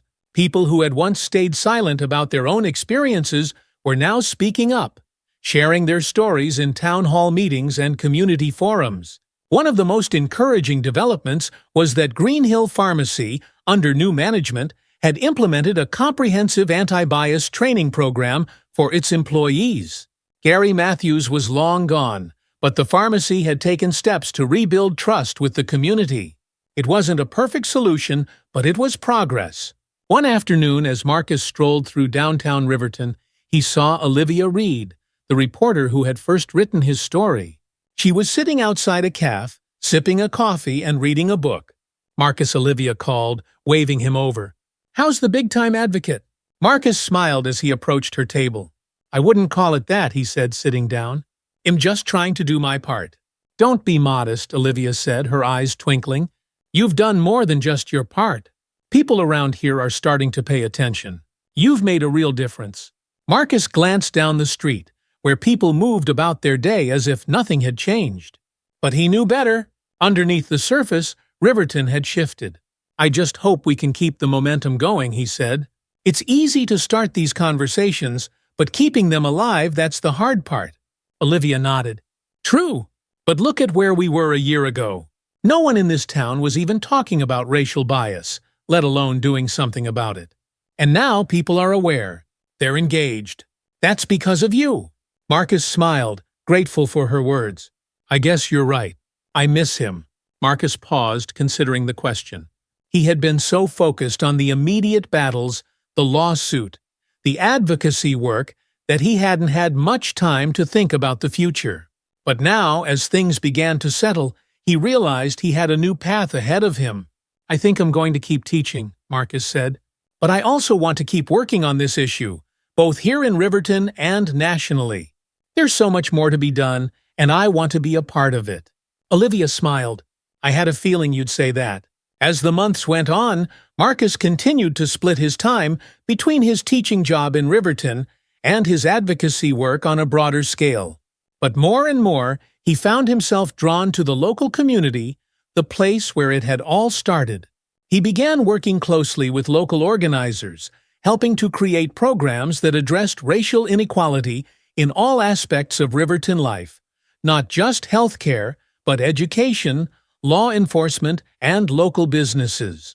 The goal was to create a town where everyone, regardless of their background, could feel safe and respected.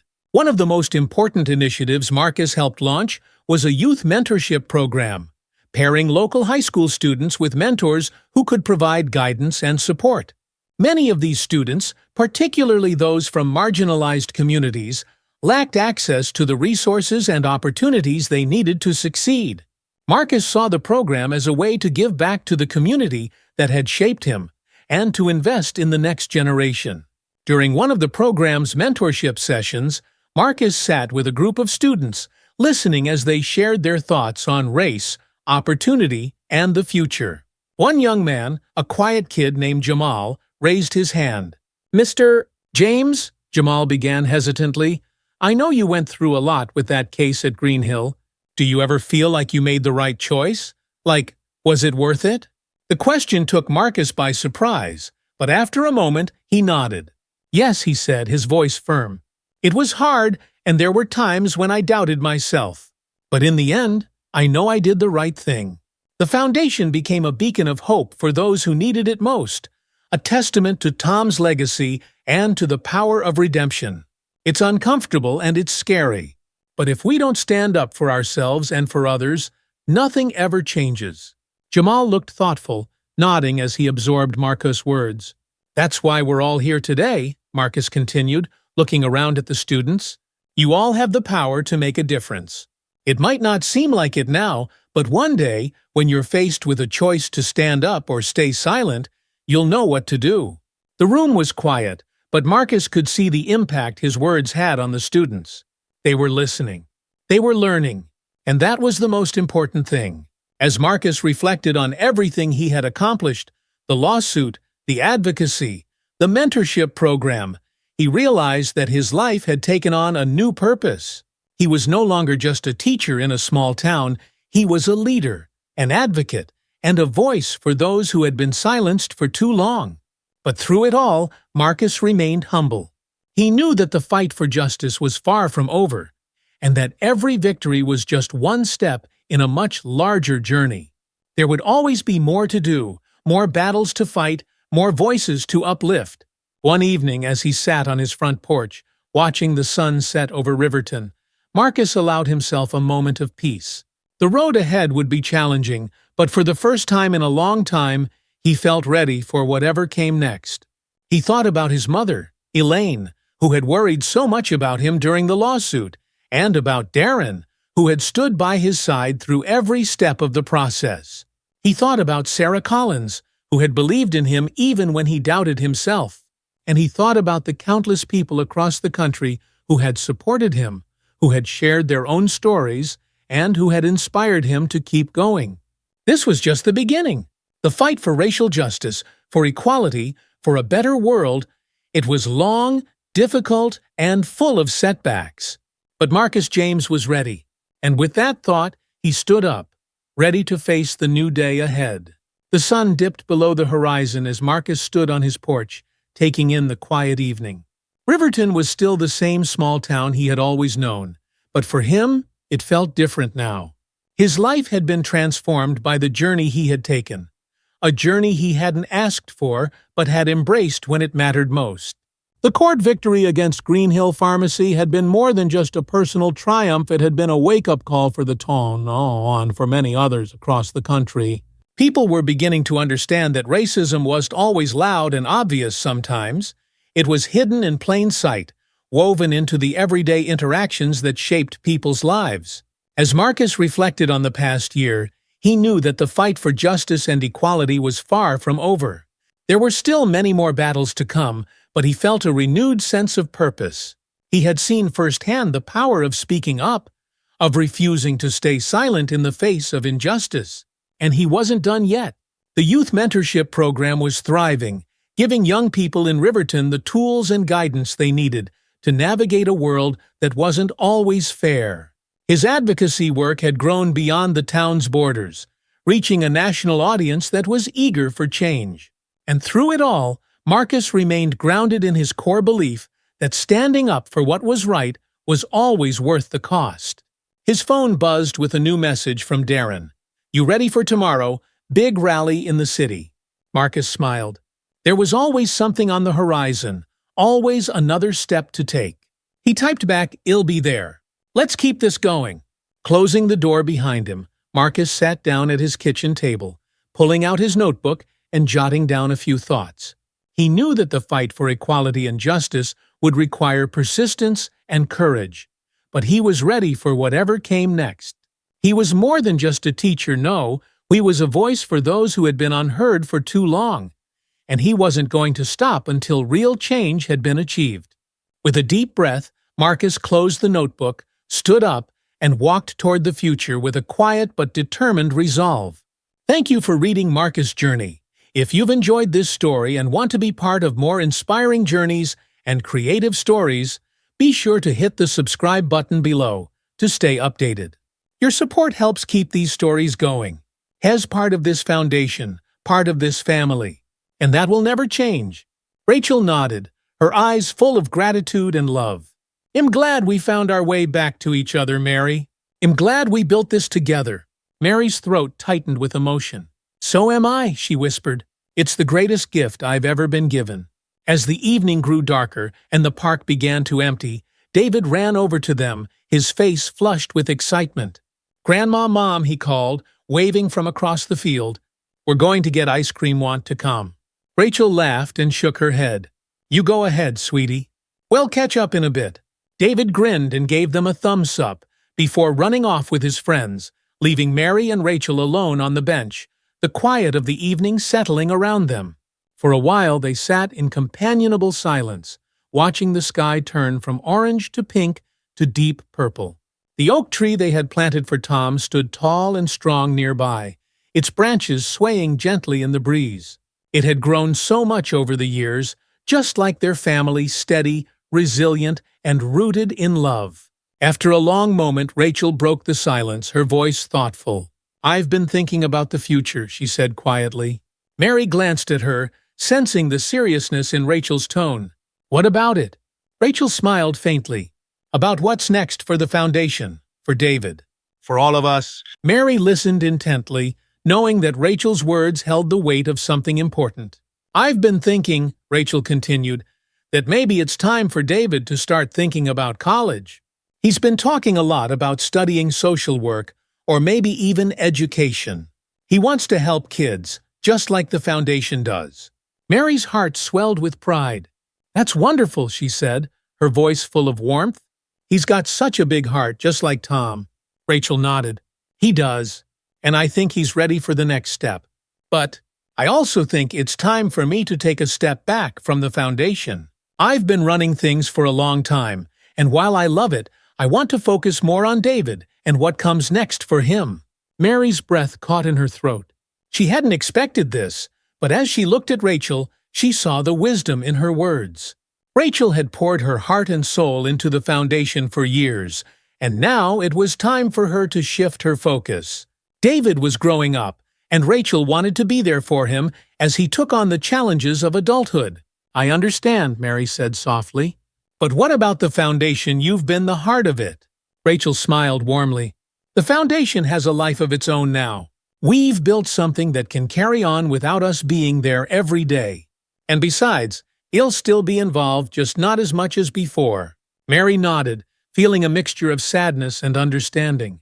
The foundation had been their joint effort, a way to honor Tom's memory and give back to the community.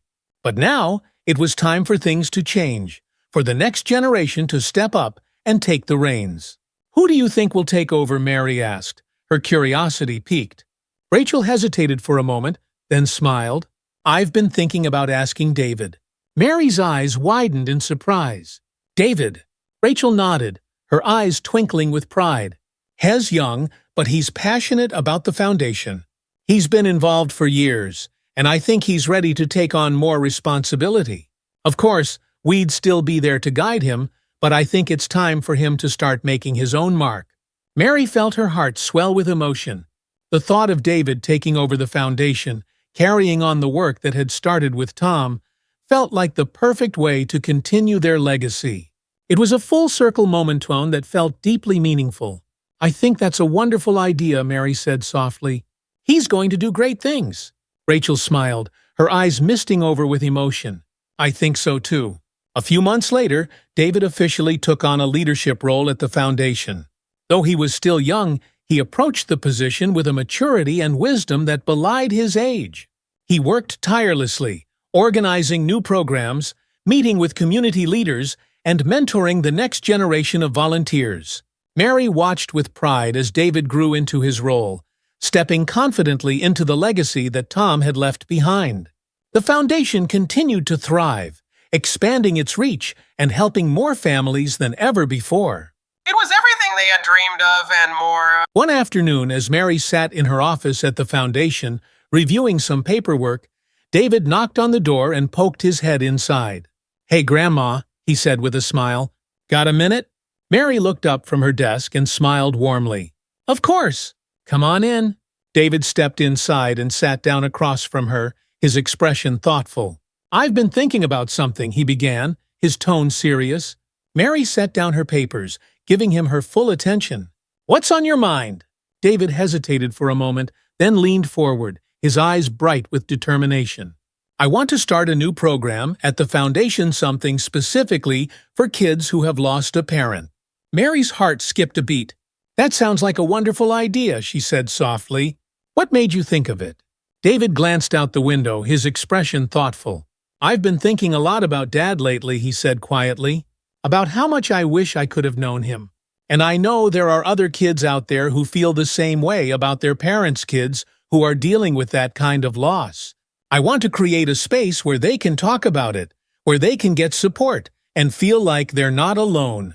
Mary felt tears prick at her eyes. She had always known that David had a big heart, but hearing him speak with such passion and empathy filled her with pride. "That's a beautiful idea, David," she said, her voice thick with emotion. "I think your dad would be so proud of you."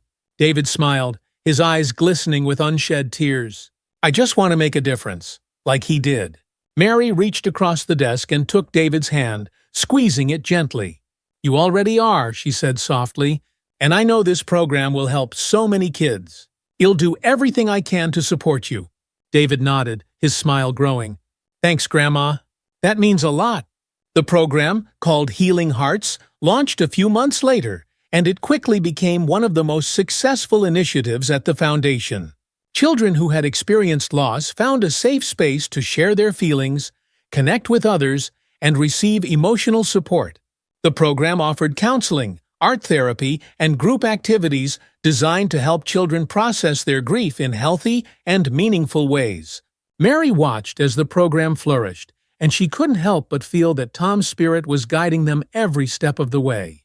His dream of building a better future for the next generation was alive and well, carried forward by his son and the family he had left behind. As the years went by, the foundation continued to grow, and David eventually became its full-time director.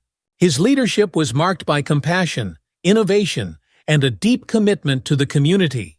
Mary remained involved, though she took on a more advisory role, content to watch as David and the team carried on the work she and Rachel had started. On a bright spring day, Mary, Rachel, and David gathered once again beneath the oak tree they had planted for Tom so many years ago. The tree had grown tall and strong, its branches spreading wide to provide shade and comfort. It had become a symbol of everything they had built together, of love, of family, and of the strength to overcome. As they sat together on a bench, watching the children play in the park, Mary felt a profound sense of peace. She had come so far on her journey from a place of fear and guilt to a life filled with love, forgiveness, and purpose. She had made mistakes, but she had worked to make things right, and in the process, she had built something beautiful. Rachel leaned against Mary's shoulder, her face soft with contentment. "We did it, Mary," she whispered. "We built something lasting." Mary nodded, her eyes misting over with emotion. "We did," she whispered, "and it's all because of Tom." David, sitting across from them, smiled warmly. "He's the reason we're all here," he said quietly. "And we're going to keep his legacy alive for as long as we can." Mary's heart swelled with pride and love. She had been given a second chance, and she had made the most of it. She had found redemption, not just for herself, but for her family and her community. As the sun began to set, casting a golden glow over the park, Mary looked up at the oak tree, its leaves rustling gently in the breeze. She thought of Tom, of everything he had stood for, and she smiled. His legacy would live on, through the foundation, through David, and through the love that had brought them all together. And for Mary, that was enough. Do you believe in second chances? Let us know in the comments, and don't forget to subscribe for more inspiring stories.